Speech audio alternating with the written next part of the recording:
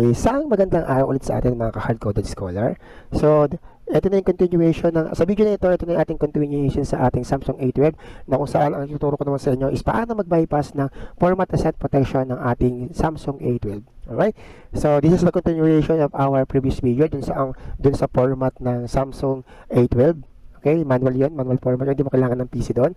Then, this is the continuation for the format asset protection. Okay, so hindi ko na patagalin. Pagkatapos ng intro natin, mag-isa tayo. Na count of 3, pasok intro. 1, 2, 3, intro. Pasok!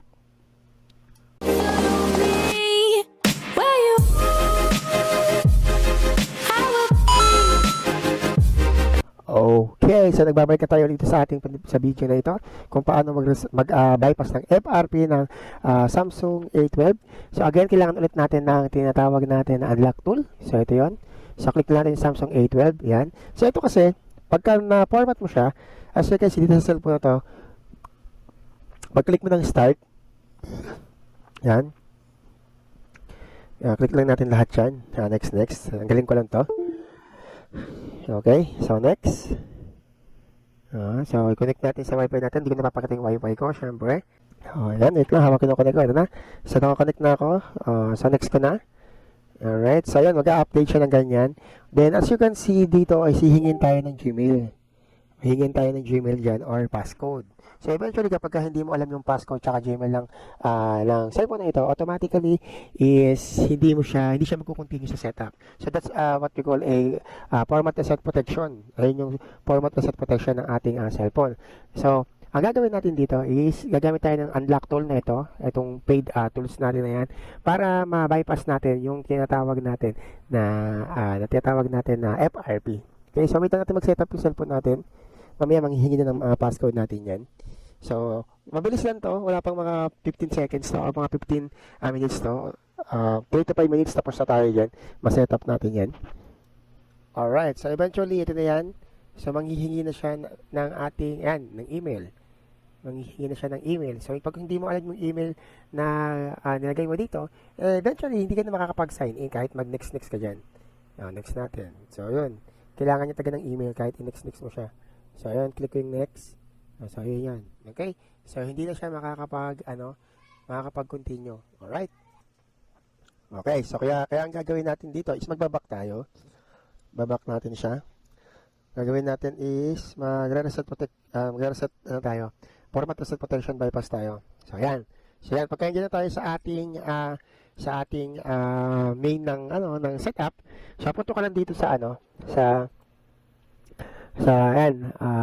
functions dito sa com. Yan, remove FRP 2023.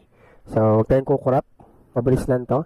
Itong process na to. So, click ko lang to, yung com remove FRP 2023. So, ayan, dial natin. Pwede tayo sa emergency. Dial natin yung asterisk number 0, asterisk number. So, pumunta ka dito sa ating setup ng mga natin. So, ayan. Ayan, napupunta ka dyan. Then, after that, click continue natin siya. Ayan, so, pipiliin ka ng method dito, all security patch, new security patch, newer security patch, saka try all methods. So, ako, yung ginagamit ko dito is yung new, yung method to lang. So, ito yung natin, phone natin, para maano niya. Method to natin, click natin siya. Scanning device tayo ngayon. Ay, sorry. Hindi pa nakakonect yung device natin. Ay, nako. Patangas din tayo, sorry. Okay, next ulit natin. Yan. So, method 2 ulit natin. Ano yung natin, tingnan nyo maigi yung cellphone natin. Ito yung cellphone, tingnan maigi, So, method 2. So, ayan na. ADB na tayo. Wait lang natin. So, ito natin matapos na hanggang 100%. Yan ha.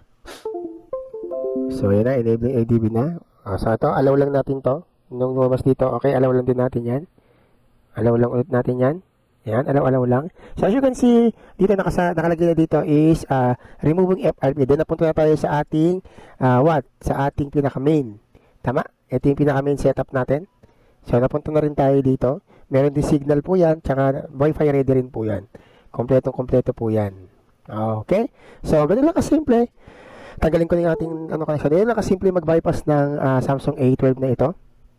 Okay? So again, this is the continuation dun sa video yung ginawa natin na format na hindi mo na kailangan ng piso. Then ito man is FRP bypass naman ang ginawa natin dito sa ating